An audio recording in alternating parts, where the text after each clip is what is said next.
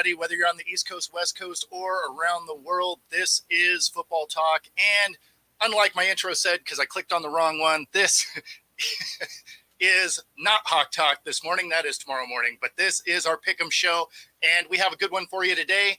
Let me acknowledge our sponsor. It is El Cajon Restaurant down in Pike Place Market.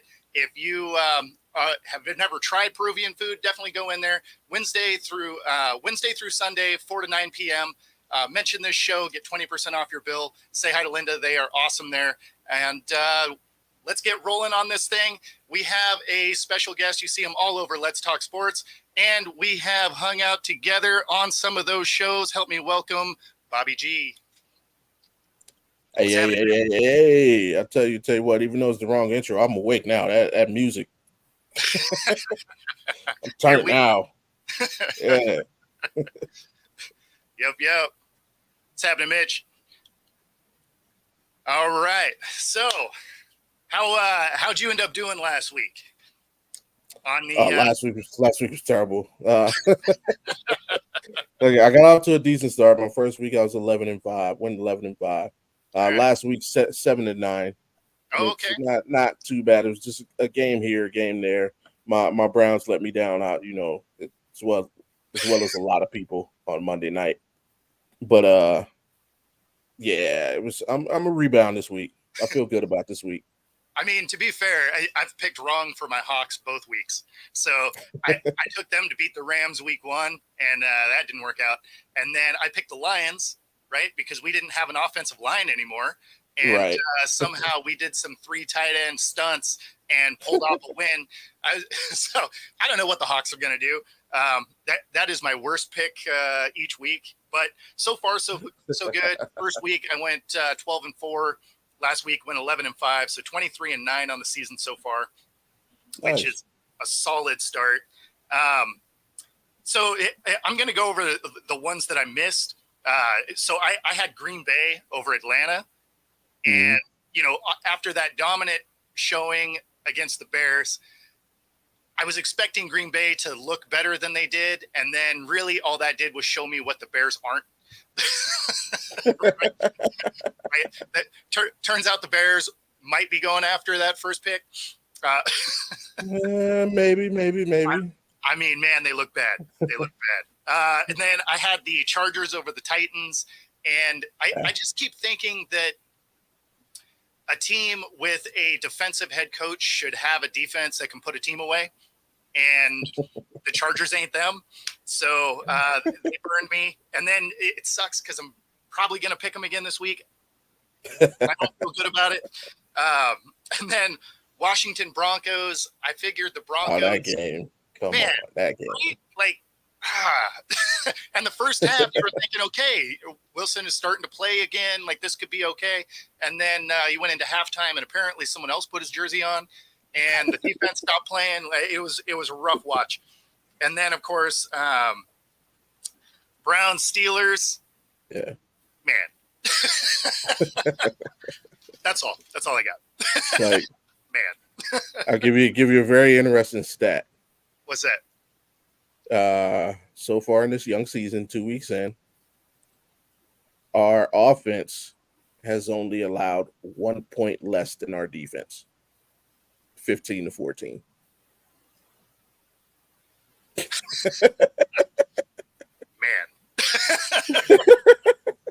That's not great. But even still, that isn't even the game that hurt my heart. And it's my team. Like, the game that actually hurt my heart, like, I could have lost every other game. The game that hurt my heart, I had Arizona over the Giants. Oh, man. And I was looking amazing. Yes, I was looking amazing. I'm looking like a genius. And then I don't know what happened. I appreciate the Giants in that one because I thought it was a slam dunk for a survivor pool. And the first half of that, I was like, there's no way the Cards are going to knock me out of this week, too. I was so mad watching the first half of that. I was like, you've got to be kidding me. The Giants have been outscored 60-0. You're just like, what is happening? So I appreciate them coming back. Man, I needed that. So Ain't nobody want to go out week 1 or week 2 in a survivor pool. Oh no, that's the worst. So what were some of your other misses of the week? Everybody, there's a lot of the ones you named. I also had the Chargers. Who else was another? Green Bay. Did I pick Green Bay? Yeah, I did pick Green Bay because Jordan Love was my weekly picks, and I put out this graphic. Yeah, Jordan Love was my cover boy for last week, so to speak. They let me down. The Bengals let me down. Yeah. I thought they would be able to rebound at home, but I think Burrow's a lot worse off than the organization is. Either he or somebody's lying about how bad he's hurt. All of them are lying. Yeah, just those, and then like I said, Arizona just hurt after that. That just hurt my heart. Jacksonville, they let me down. Oh, you had them over KC?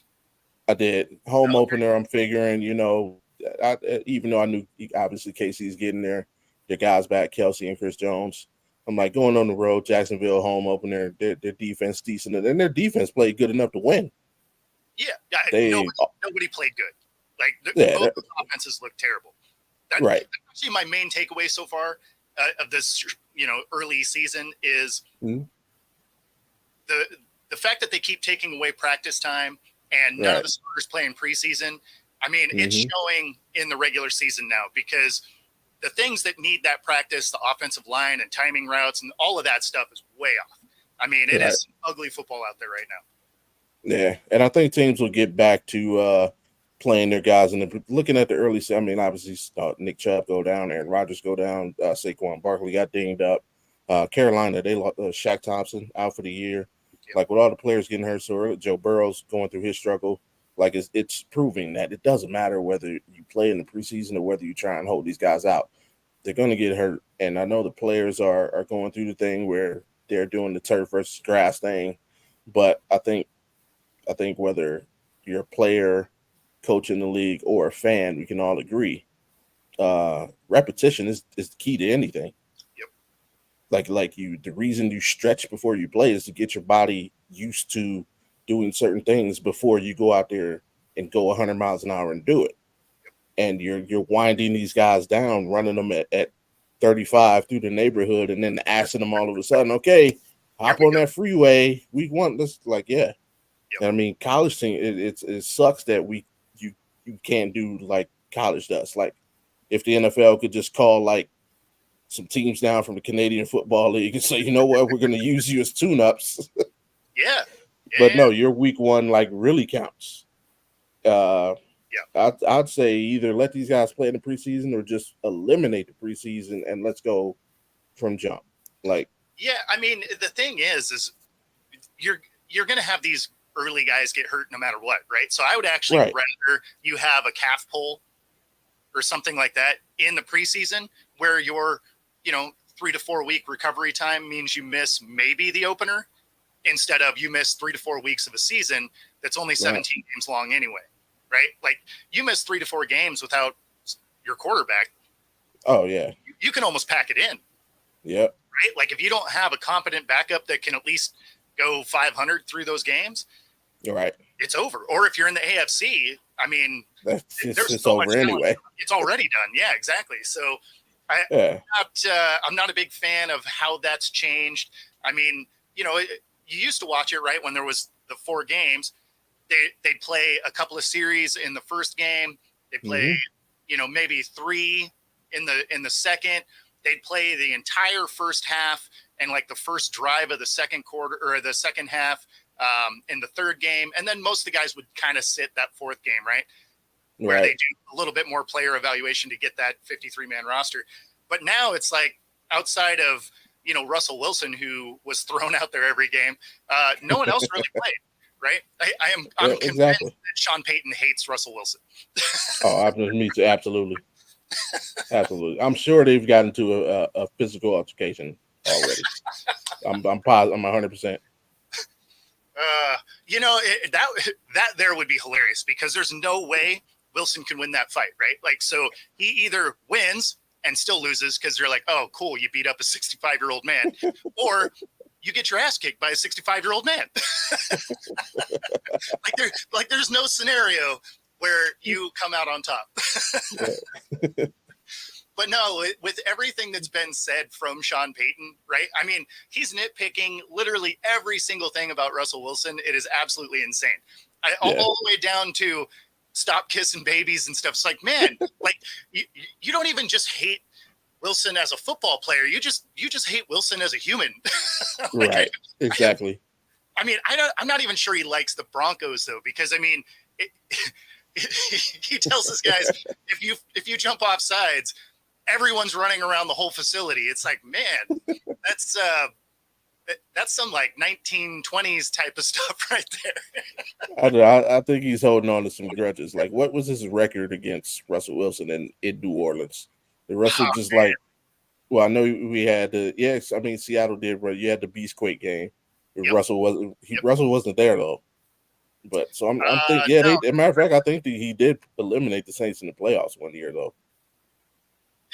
If I'm not mistaken. In fact, I think it was his second year or first year, something like that. I think we took them down and then went to Atlanta and lost. I think is how that went. Possible. But yeah, no, it's funny. It's a dumpster fire that's kind of hilarious to watch. And like in some ways you want to see them kind of keep losing just because it adds fuel to that fire and it's funny. Obviously you feel bad for Bronco fans, but I mean, because it's just been a mess. Yeah. And I mean, in some ways, I think Peyton just wants a reason to sit Wilson at this point. Yeah, exactly. And I mean, the thing that makes the whole situation even hilarious is like Geno Smith is just quietly just playing good football. Just balling out. Absolutely. He's putting up good stats. He's making good decisions. Yeah, no, I mean, and I'm not even trying to do the Wilson to Geno comparison, but I mean, man, talk about jumping off at the right time. Everybody's calling Pete Carroll, you're a moron. What are you doing? Yeah, look at him now. Yep. It's funny because I actually thought they should have moved off of Wilson the year before they did, right? The first time he came out and said he wanted to be traded, it's like, cool, he doesn't want to be in this locker room, get him out of here. Right. The part that I didn't get was Geno being the guy, right? Because we saw him at the Nets, we saw him as a backup, numerous spots, and you're like, okay, I mean, we know what Geno is, right? We didn't, but I thought I did. So I was just like, okay, well, I'm not super excited about this, but we'll see what we can do. And then last year he comes out, balls out, sets that single season passing record for the Hawks. But led the league in QBR most of the year. So, I mean, it was impressive for sure. And then when it comes to bounce backs, I keep waiting for your guy, Deshaun, to figure out how to play football again. Everybody's waiting on that one. He'll have one game where he'll just snap out of it and the world will be right. I hope so. Because he is killing my fantasy team. I needed him to have play out of his mind because the rest of my team had already sucked this week. And so I'm like, okay, Deshaun, got to have a big game. And then the first snap is a pick six. I'm like, cool. Well, I'll have to look at this screen again. And if there's a game, no, I mean, I'm not. If there's a game, and I'm obviously we'll talk about it later. I think it'll be this. It's just set up. It's like when you lose something, it's almost like when something happens to you and you're just stewing. You're like pissed beyond belief. That the first person you see that says something off to you, it's over. Yeah. The Tennessee Titans just happen to be that person, and it's at home. The crowd is going to be ridiculous. Yep. We were able to replace Nick Chubb with a hometown kid, so they're massive support for Kareem. Yep. And it's going to be kind of, I think the focus is going to be off of how bad Deshaun's playing. It's more rallying the team around the fact that they're missing Nick Chubb. So he gets another pass, and I think this could be the game. Yeah, I mean, it's a game you should win. because the Yeah. Titans are the Titans, and they're not good anymore. I mean, Henry is still a stud, but that offensive line isn't what it once was, and Tannehill is, Tannehill. So, like, if he has to manage a game, cool. If he has to be that guy, we just haven't seen him be that guy. At least not consistently. Like, he'll have a random one-off game where you're like, oh, okay, here we go. And then he's, Tannehill again the next week, and you're like, there it is. Like, it's I don't know. Some of the games are a little rough, but I guess let's get rolling on this. So we got the Thursday night game, Giants at San Fran. San Fran is a 10.5-point favorite, over under a 45, and Barkley's out. He's ruled out. So Daniel Jones is going to get murdered by that defense. Like, I hope they have multiple ambulances on the field because one of them is going to have Daniel Jones in it. So who do you got in this game? Let me see. Let me think on that for a moment. I mean, you have to take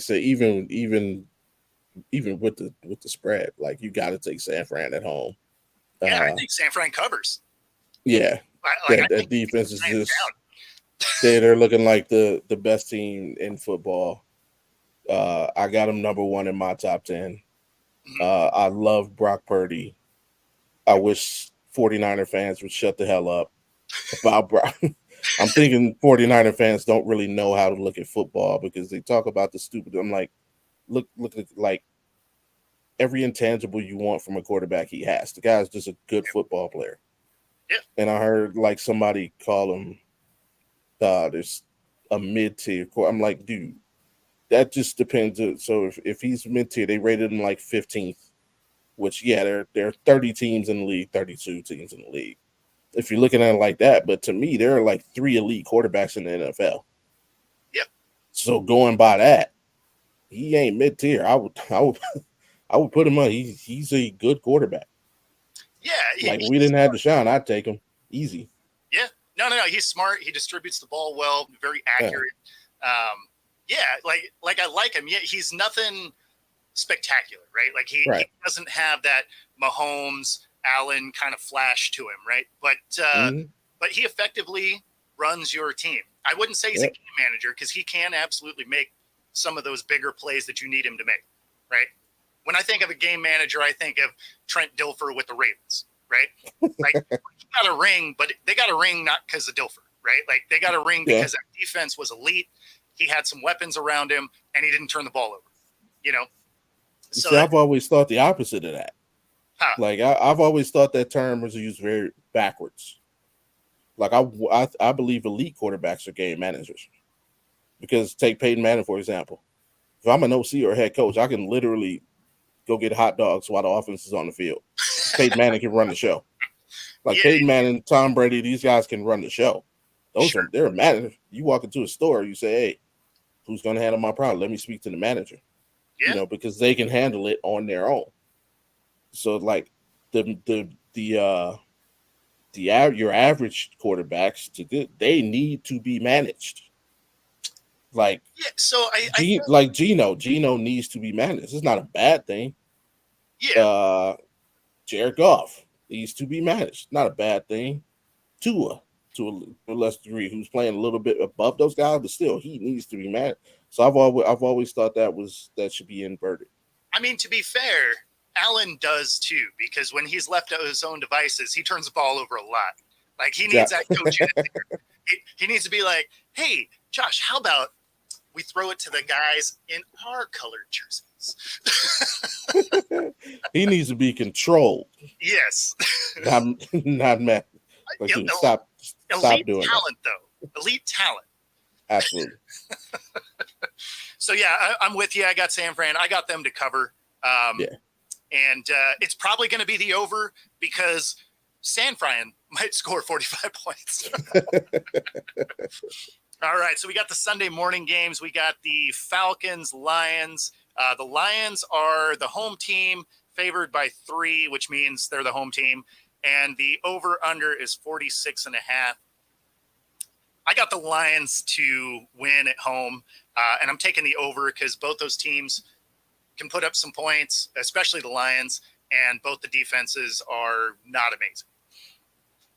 I see. I'm also taking the Lions, but I think I'll take the under on this one. I think this is going to be one of those ugly games. And the Falcons just don't know how to use their talent. I read the comment somewhere that it was like the Atlanta Falcons drafted Kyle Pitts, Drake London, and Bijan Robinson just to hand the ball off to their backup running back. so it's like I can see this kind of being one of those ugly smash mouth games. Getting into it, what you said, was it 43.5? That's tough. Or 40, no, it's 46 and a half. 46, okay, a little grace period. So you could go 24-21 and still be on, in that range and still be on. That's I true. think That's true. I can see that happening. And that's probably pretty close. So I was thinking like 27-23, so it'd get just beyond it. But yeah, I mean, Vegas is really good at picking a line, right? Because they don't like to lose. They are. These I'm here. These buildings aren't built because people are winning. That's right. All right, we got the Bills at Washington. Bills are a 6.5-point favorite, and the over/under is 44.5. What do you got there? I got Buffalo winning. I think Jared Allen controls it. I see him. I can see him turning over once because that Washington D line is just a problem. Again, no, I can see this being an ugly game. Buffalo's just getting revved up, even though they had a nice game last week. I can see it going just under. What the Commanders, they just make everything ugly. They do. It's funny though because they find a way to hang around, right? Right, exactly. So I'm going to go with the Bills. They don't cover, but the over. So because the Bills are going to put up points, and Washington's somehow going to hang around. So this will be one of those, probably like 27-23 kind of games too. I can absolutely see it. Just enough to like make it so that no one makes money. All right, we got Broncos, Dolphins. I don't even know if I can pick a Bronco game. Like, like even if you wanted to pick the Broncos, I don't know if you can anymore. So obviously I have the Dolphins in this. They're a 6.5-point favorite, and the over/under is 48. I'm gonna go with the Fins to cover and the over. Exact same. Denver. The only thing I'm not worried about on the field is PS2. Aside from him, I'm concerned on like Tua may throw for 400 again. Oh yeah, he's just those toys are just too difficult to stop. If the Broncos had two PS2s, if they had PlayStation 2 and a PlayStation 3, maybe. You're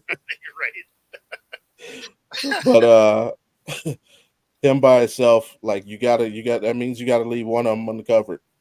So and Tariq has shown that he's just not gonna be stopped this year.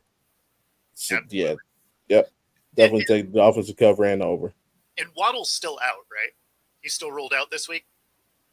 I believe that last I heard it was they were still using the questionable. Yeah, I hate that designation.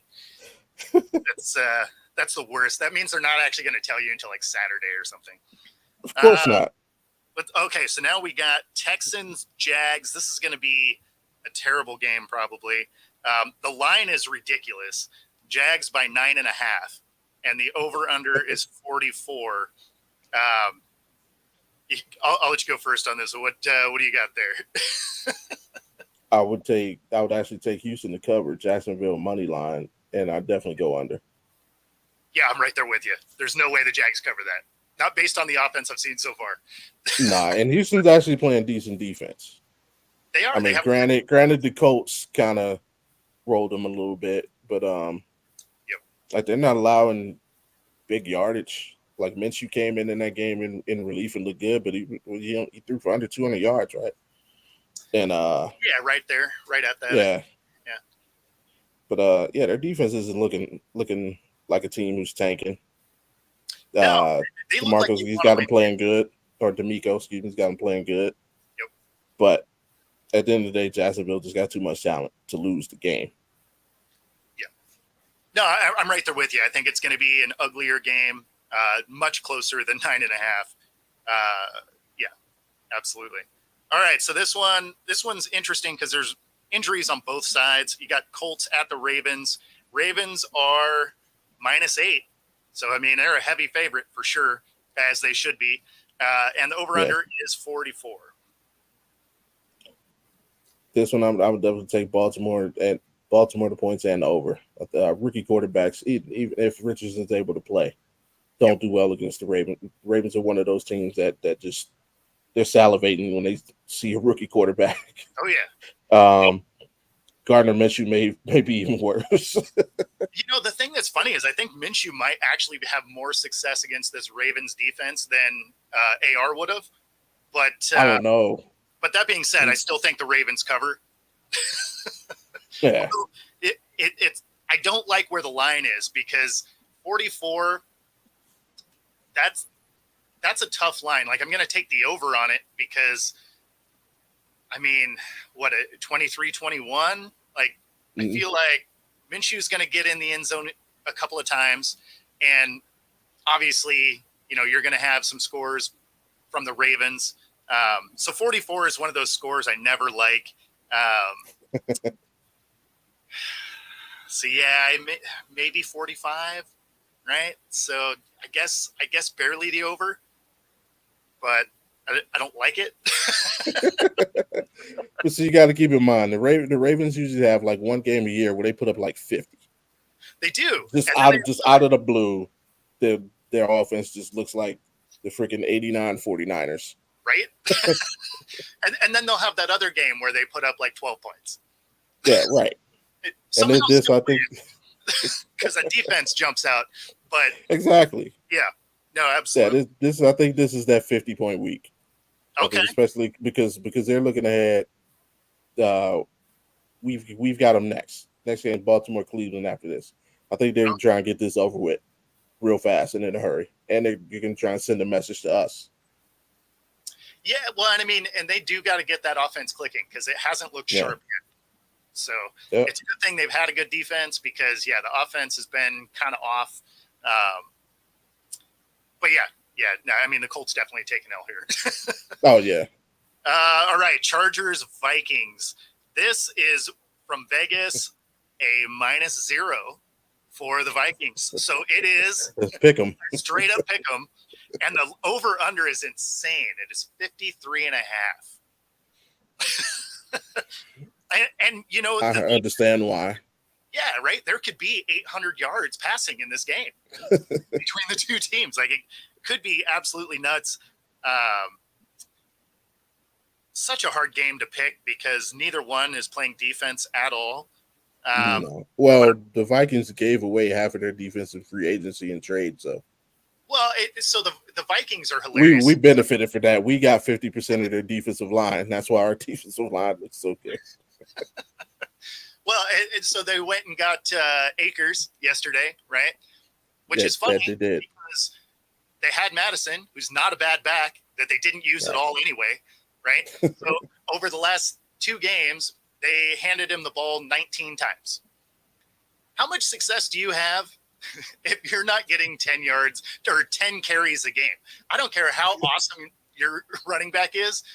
I mean, Adrian Peterson didn't even start getting positive yards until he carried the ball 10 times. So, after that, he would tear you up. But, I mean, he'd get like 2 yards, -1, right? So, I mean, elite backs need more than 10 carries. And so I don't know that Akers is really an upgrade for him. I don't think it makes a difference just because of play calling. But interesting pickup for them. And then the Chargers are, the Chargers. It is a morning game, so that'll help Cousins out a little bit. And it is in Minnesota. So, but, being a 0, that means Vegas actually likes the Chargers a little bit. True, true. And against my better judgment, I also have to take the Chargers. I I do know too. usually West Coast teams don't fare very well coming to the East Coast and playing early games, Yep, but the Chargers just have a little bit more talent than the Vikings. yep, Jay Jettis can't do it by himself, and I know the young guy, what's his name, Addison, yep. the second. Yeah, he's been killing too, but uh, I just like the talent of the Chargers. I think this is one of those games that they sneak away with. And yeah, I would take the over. I could see it being high scoring because Justin Jefferson is just it's undeniable. This kid's definitely challenging for a top spot in the league. Oh, for sure, without a doubt. Yeah, no, I'm the same way. I took the Chargers and the over, even though that over is nuts. But since neither one of them want to play defense and they're just going to throw the ball over the yard, it makes Yeah. sense. It'll essentially be an arena game. Yeah, and the Chargers damn near have a Pro Bowl roster on defense, so it makes no sense. At all, right? Like, it doesn't make any sense. I don't know.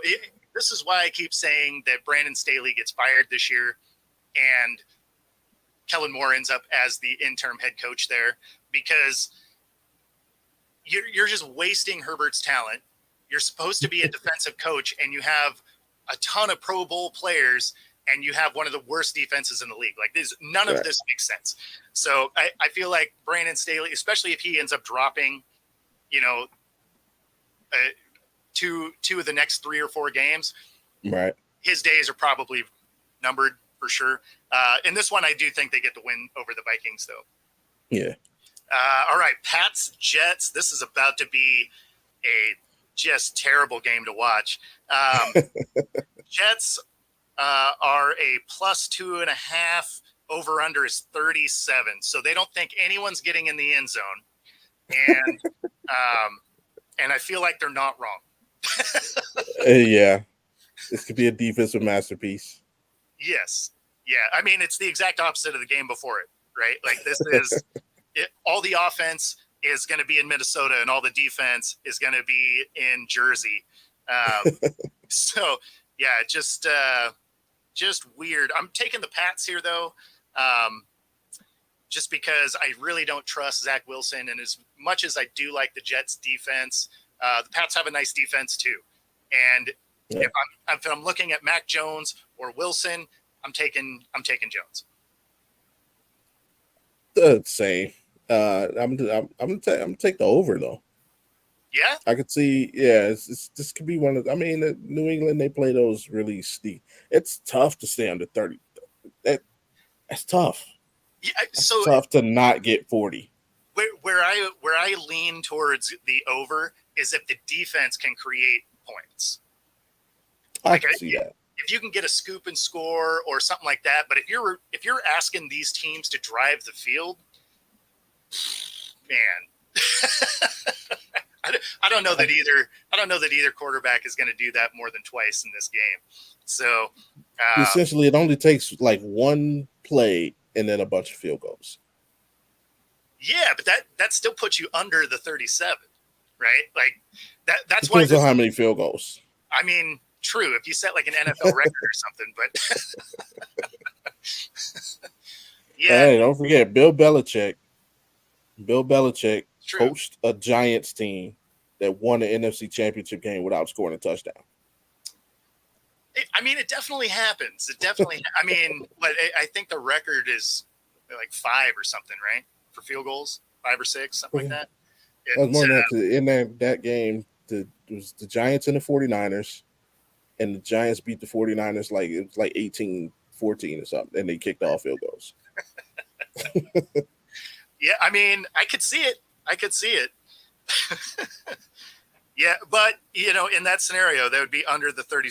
I just don't like the 37 because I don't like how anemic those offenses are. True. All right, we got Saints at Green Bay. Green Bay is favored by 2, over under of 43. This one's a tough pick. What do you got there? I put my trust in Green Bay in weeks 1 and 2. Week 1, they held me up. Last week, they let me down. Recency bias, I have to go against them now. Even at home, Lambeau, I know it's a tough place to play, but the Saints defense is just playing really well. So I got the Saints, and I'd take the over. Green Bay, even though they've been putting points up, Yep. and I could see Green Bay's defense just hadn't really been doing that. Yeah. But I want to pick them so bad, but I got to do it. Yeah, I'm picking the Saints as well, and the over. The Saints defense is definitely better, and like you said, Green Bay is a tough place to play, except that it's September. It's not November, December. If it was it's not November, cold December, enough. I'm taking Green Bay at home, right? But you got the Saints. It's still going to be nice weather. I think they'll be all right. But yeah, I got the over. Both these teams can score. The Saints, really, the edge goes to the Saints just because of the defense. Yeah, is this the opener? This is Green Bay. This is their first home game, right? At Chicago and at Atlanta. Yeah, that's right. They started 2 road games. That's kind of crazy. Yeah, and it's funny because Green Bay absolutely beat down the Bears in the first game. So you're like, okay, here we go. And then last week you're like, I think we're watching a different team. Like, put these jerseys on. All right, Titans, Browns. Browns are at home. They are a -3, so it's a wash. Over under of 40. That seems low. It's that magic mark. But I got like I've said earlier, this Tennessee, the scheduled guys just didn't do them any favors with the way the injury gods are working. And I think we are looking for somebody to punch in the mouth. I think there's a lot of infighting going on. I think people are just it's almost like trying to make the Hulk angry, right? And I think guys are just trying to wake the Hulk up. And of course, I'm talking about number 4. And I think they get it done. It's just wrong, bad timing for them. They get punched in the mouth because the defense definitely, with our great running back down, we are not going to allow another great running back to come into our building and show out. So I feel bad for Derrick Henry. He might not get 40 yards. I mean, you guys do have a solid defense. So last time we played them, we didn't, and we held them to 60. Okay. Last time we played the Titans, so they know what it feels like to stop Derrick Henry. This time we actually do have like a real defense, so I like they're not gonna let them show out. We've already dedicated the season to Jim Brown, and that's what makes the whole thing so crazy. Like we're celebrating the greatest running back in our team's history, if not the NFL history, to lose our current, the second best running back in franchise history. So now we've got a double dedicated season. So because you guys went and got Kareem Hunt. Yeah. Is he going to be available? Or are you guys rolling out? Are you rolling out with Ford? I mean, he's playing, and then apparently he's in amazing shape. He's 10 pounds down from what he played at last season. Okay. So he's definitely kept himself in amazing shape, and it wasn't that bad. We just called. Kareem Hunt actually still lives in Cleveland. So he's literally just down. They literally just called him one morning. He drove down and ran the physical test, all that, and found out that he actually did work out. He didn't take the Leonard Fournette diet during his downtime. And he's ready to go. He won't start. We're still going to start Ford though. Okay. And I think that's the right call because you don't want to shake his confidence at all. Well, and you got to make sure that he's going to be game speed. So I mean, the last thing you want to do is he's in great shape, but you can't simulate game speed. Exactly. So some of it is because I have Madison as a running back, and clearly they're not going to play with him anymore. So, and I picked up Hunt on the, because he was still floating around out there. So it's like, well, let me send him real quick since, the Vikings are moving off their running back, and they didn't use him anyway. So I was like, well, who am I going to start this week? Because I don't really have a running back anymore. So this week is probably also going to be awesome for me in fantasy. I could be a sneaky good pickup for you because, and the reason like a lot of Browns fans were mad and they really didn't understand why Kareem Hunt was kind of. It looked like he played more than Nick Chubb. Yep. Was because Kareem Hunt is excellent in pass protection. Yes. Excellent blitz pickup. So that's a sneaky good pickup by you because as this thing goes on, even if Ford does run the ball well, the things out of the backfield, he's not as good as Kareem, and also that pass protection with the ski because we were running a lot of shotgun this year, so he'll definitely, if not edge him out, he'll definitely get the same amount of snaps as Ford. And even to say, 1 year Kareem Hunt actually did play more snaps than Nick Chubb. Yeah. In one season. So because of his pass blocking, he is really good at the shove block and leak out and be open. Exactly. Like, he's so dangerous in that kind of short slot zone that man, brutal. Yep. So I'm taking Browns, and I think I'll take the points. I mean the over. Yeah, so I'm also doing that. I'm taking the Browns and the over. I don't think the Titans really have anything to bring to the table at this point. They look so bad everywhere. Which could be close, man. That makes me want to take, like, we could win something like 24-0 or 20. It's See, now you got me thinking again. No, but I think we. I'm gonna stick with them. Stick with over. Yeah, I'm doing the over too, just because 40's a low number. Yeah.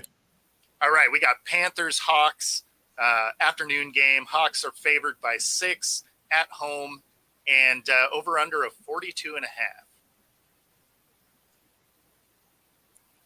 Definitely taking you guys to 12 man. 42.5. What could I see? I'm gonna go under. Yeah. Okay. Rookie QB going into Seattle for the first time in his career. Not gonna be able to hear. Right. I don't like that. I don't like that situation at all. Yep. I think this could be one of those. Yeah, this could be something like a 24-27-10 type deal. Yeah, I'll take the under. Yeah, I'm going to go the over, but I'm taking the Hawks. Oh, absolutely, yeah. Because if they're a -6,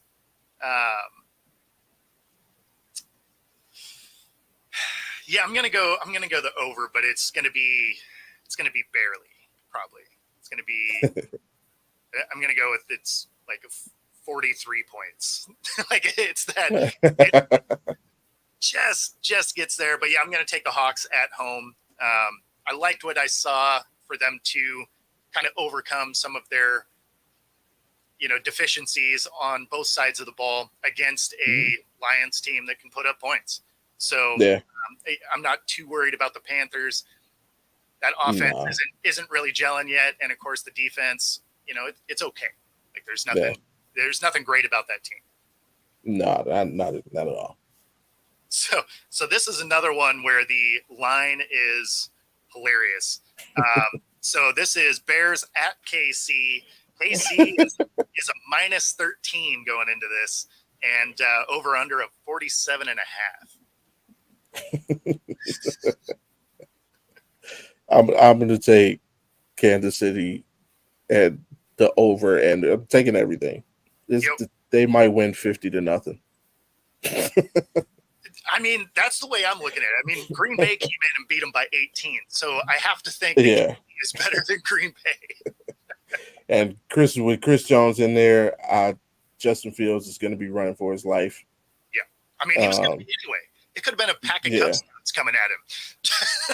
Yeah, like that line is protecting him.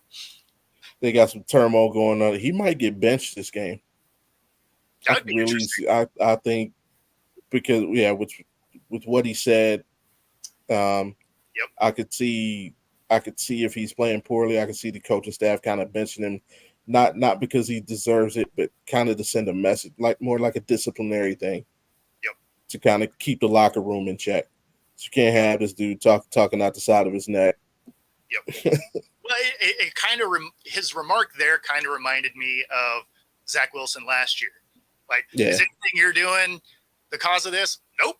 It's like, Nope. oh, okay. Like, and that's what this was. Like it came across as he's just not taking accountability for not playing well. So Right. And I know what he was trying to say. He just sure. didn't word it correctly at all. No. Instead, it became a Sports Center soundbite that was terrible. And yeah, I mean, you can't, as a coaching staff, you got to look at that, be like, okay, what's the optics here? Yeah. Because it's a bad look overall. So I could see that if they're just getting crushed, I could see them pulling them out and, giving a backup a shot. But yeah, I'm with you. I'm taking KC. I'm taking them to cover, and I'm taking the over because the Bears haven't done anything well yet, and they haven't really kept anyone from scoring. Yeah, and Kansas City, same. Like they haven't looked like themselves, and this could be that game where they're just like, we are the Kansas City Chiefs. Let's remind everybody who we are. Yep, absolutely. All right, Cowboys Cards. This is another one with a crazy line. Cowboys favored by 12. The over-under is only 43.5, though. So it's kind of a lower expectation score-wise. Yeah. This is one where obviously I'm taking the Cowboys. The Cards, I don't think they can hang. I'm going to take the points, although I've kind of gone back and forth on this. Actually, I take that back. I'm gonna pick the Cards to cover. I think they lose by 10, and but I'm gonna go the over. But yeah, definitely a Cowboys win. But the Cards have been tough. Like they've hung out in both games. So really, until the end of the fourth quarter in both games, they were there. Like they were competitive in those games. So now they haven't played the competition level quite yet of the Cowboys. So we'll see. But I'm going to go with the Cards lose by 10, so they cover, but it'll be the over. I'm going to take the Cowboys to cover that 12. And I'm going to go under. I can see this just being a completely ugly game. Yeah, this would be like 34 nothing. Like I don't think Arizona's ready for that defense. Cowboys defense has really impressed me this season. Micah Parsons has taken a huge another leap. Like I knew he'd obviously improve. I didn't see him improving as much as he did. Trayvon Diggs he's not. I still don't trust him 100% in coverage, but he's getting better, and obviously he's the best ball hawk in the on-ball corner in the league as far as forcing turnovers. But his coverage has improved. I noticed that. Yeah, I just don't like this. Is just that match. It's a bad matchup all around.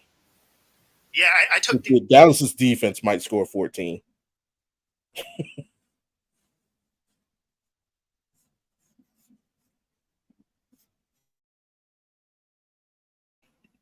Oh, we lost It's like, well, there we go.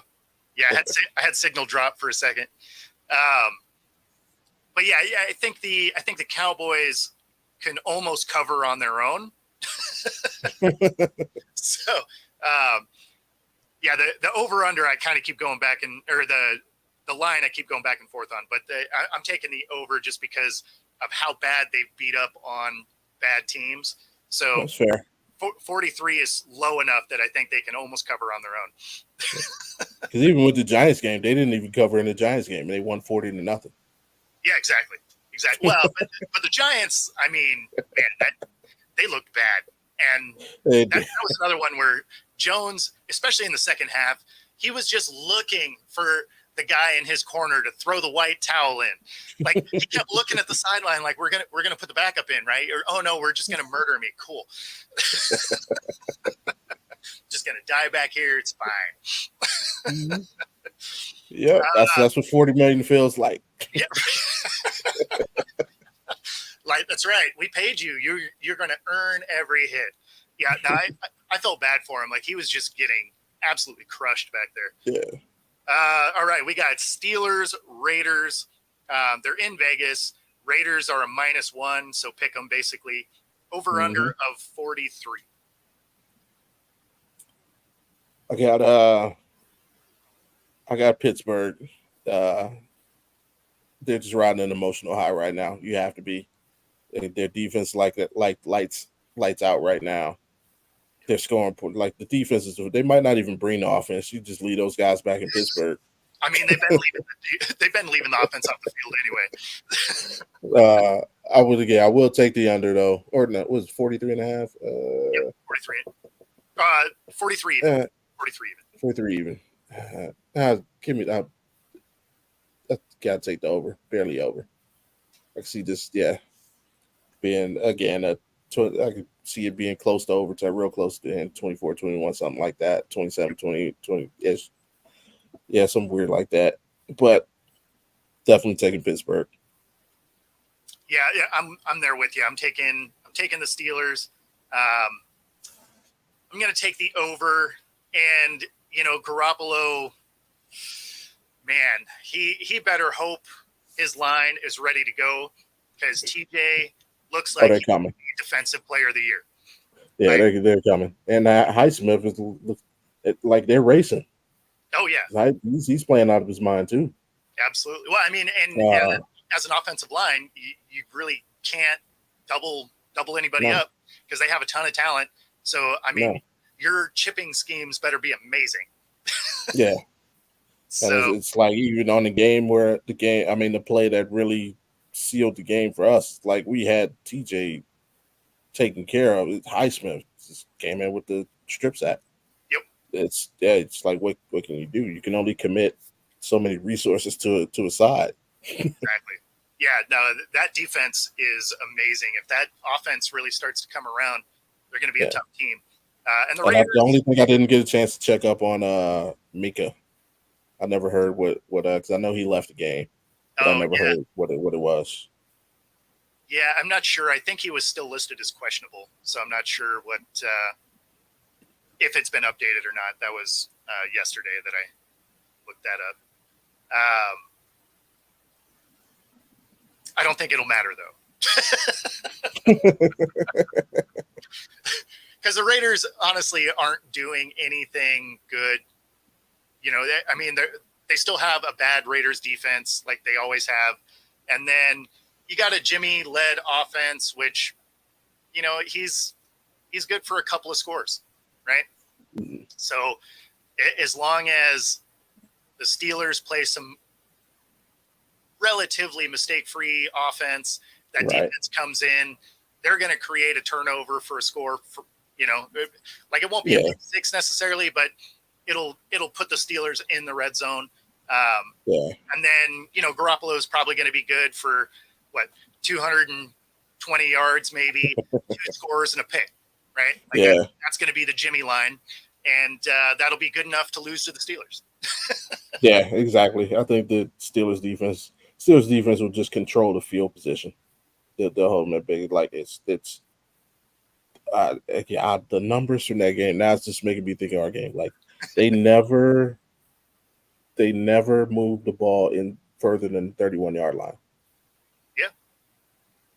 Well, I mean, the Steelers didn't if I remember right, they're the only team that hasn't had a first down in the first quarter yet. So that's an insane stat. So it's a good thing that their defense is playing out of their minds, because I think the first game they didn't have a first down until the 2-minute warning of the first half. And then I think, if I'm remembering right, their first one came at like the 9-minute mark. In the second quarter. Yeah, so it's just like, man, like how bad is your offense? And it shouldn't be as bad as it looks, but I still think they win. But man, it's not because of the offense, that's for sure. Yeah. All right, so we got another dumb overlapping Monday Night Football scenario. I am not a fan of this. Regional Monday night seems dumb.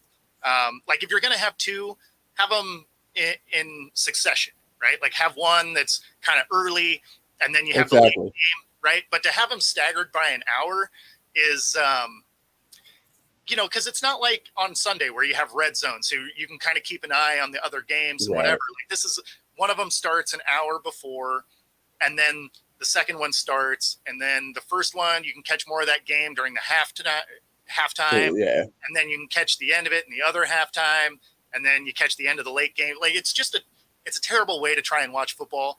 Yeah. And that's only if you have a way to stream it, because otherwise it truly is regional. You only get one of the two. So I don't know what they were doing. I'm not a fan. I'm glad it's the last week of that. Allegedly, there's going to be 3 more. There's 3 more? Yeah, from what I heard, because I'll give you the story. I went on a rant. Like, I literally boycotted the first game last week because, in my thinking, it was the NFL's conspiracy to try and hide Deshaun Watson from primetime. I mean, he needed like, to be why, primetime. Yeah, I mean, as it turns out. But, like, why would you have the Panthers and Saints start before a marquee matchup like Pittsburgh and Cleveland? Yep. That being said, what I heard was because of the writer's strike, there's some programming missing from ABC. And to try and make up for that, they're showing what's the word? What's the freaking word? We're changing the NFL schedule. Interesting. Yeah, so I hadn't heard the reasoning behind it. So that actually would make a ton of sense. Yeah, so 5 games. There's 5 games, I guess. Switched to Monday night. I gotcha. Okay. Well, I mean, it makes sense. I still don't like it, but definitely not. It's definitely stupid. But yeah, that's why it starts when it starts. They're trying to make up because the succession writers have decided to. Interesting. I wonder how much that cost them to get an extra Monday night game. That's got to be a hefty bill. Yeah, I mean, because now you're talking about moving around people who bought these tickets way in advance, thinking they're going to go on Sunday, rearranging their lives to now make a Monday night game.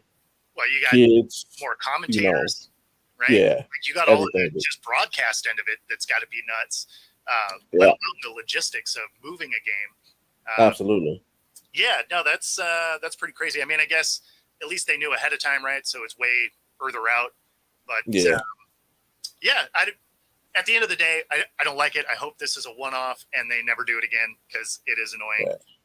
Just pay the writers, networks. Right? Pay the freaking writers. Especially like if coming up the NFL, the writers were cheaper.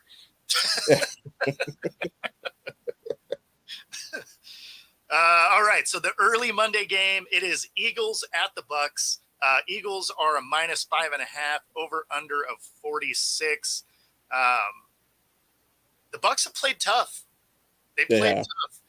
And I think the Eagles win. I think they don't cover because the Eagles really don't look like they have that confidence and swagger that they had from the end of last year, which doesn't make any sense being as they have most of that same team coming back.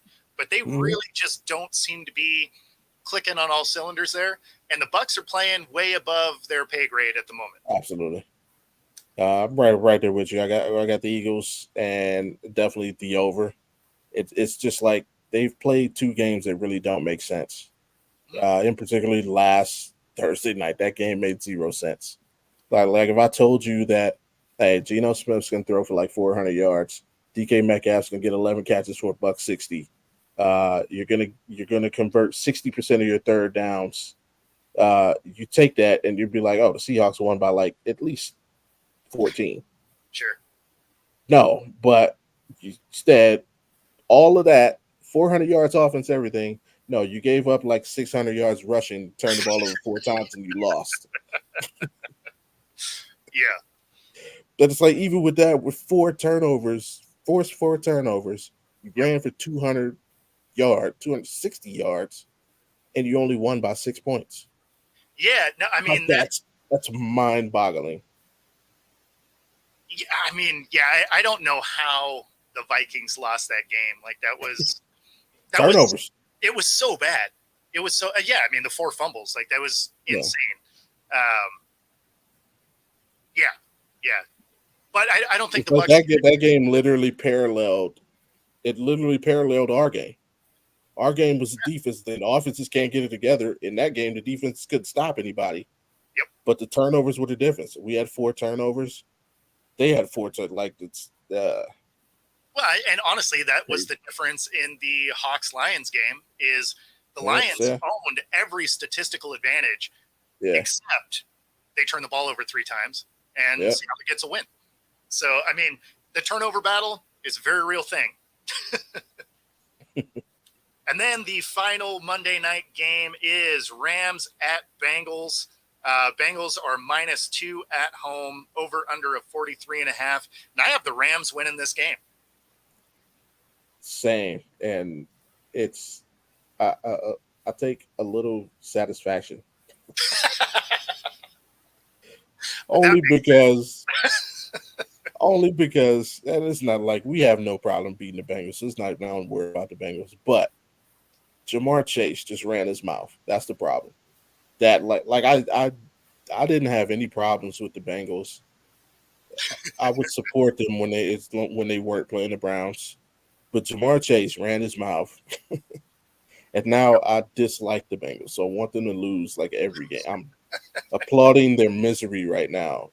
And every bad thing that happens to them, I'm just, in my mind, it's just You're like, I'm here for it. The Cleveland Elves. That's all I hear. The Elves.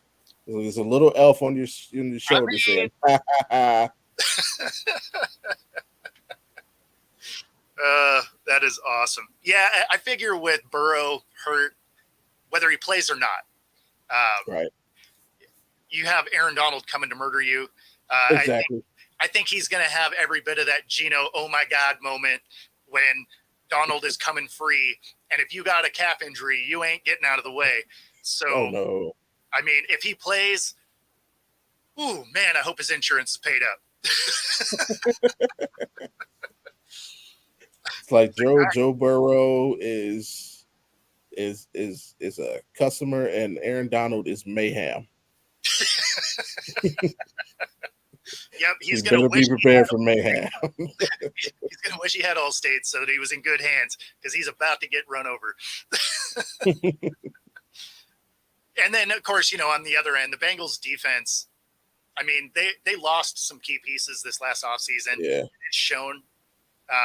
And the Rams, until they start getting some injuries, like their starters are good. They just have no depth. So if they keep their starters on the field, they're going to be a tough team. As soon as they start getting hit with the injury bug, that'll be kind of the end of the Rams. But this week ain't that week. And those Bengals are about to have a long day. No, and you talk about the losses. I think I heard something like you lose both starting safeties, which is crazy. But I think Jesse Bates has like a 96 PFF grade so far this season. Wow.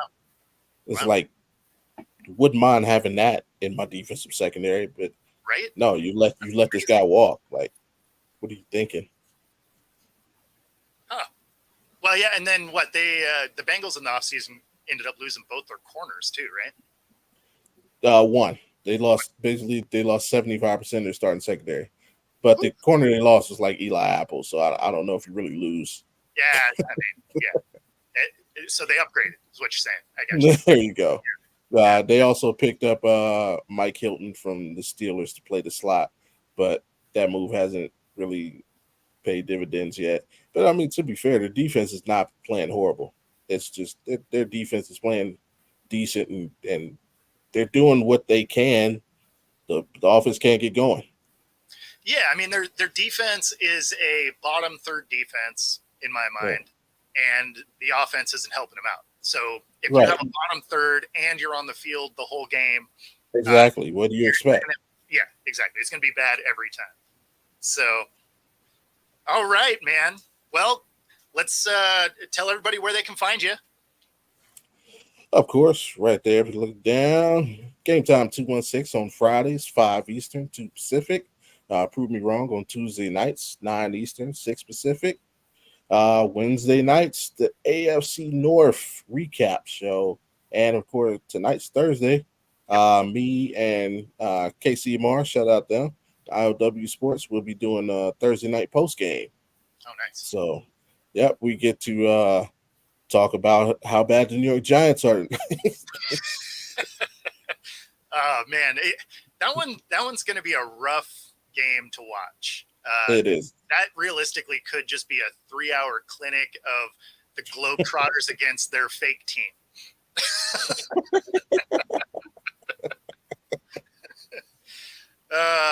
Right on. Well, thank you for everybody tuning in.